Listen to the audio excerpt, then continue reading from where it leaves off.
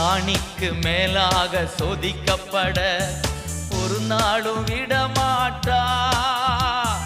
ராணிக்கு மேலாக சோதிக்கப்பட ஒரு நாளும் விடமாட்டா.